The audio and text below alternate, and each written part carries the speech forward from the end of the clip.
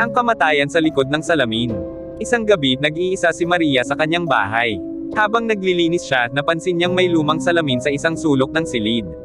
Hindi niya alam kung saan ito galing, ngunit nagdesisyon siyang linisin ito. Habang nililinis, napansin niya na parang may anino sa likod niya. Dahil sa takot, bumaling siya ngunit wala namang tao.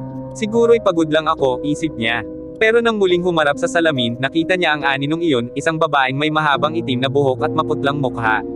Parang siya'y nakatingin sa kanya. Lalabas ako, bulong ni Maria sa sarili. Ngunit habang naglalakad siya palayo, narinig niyang may humahaplos sa kanyang balikat. Nagulat siya at lumingon. Walang tao, ngunit sa salamin, nandoon ang babaeng nakatingin sa kanya, mas malapit na ngayon.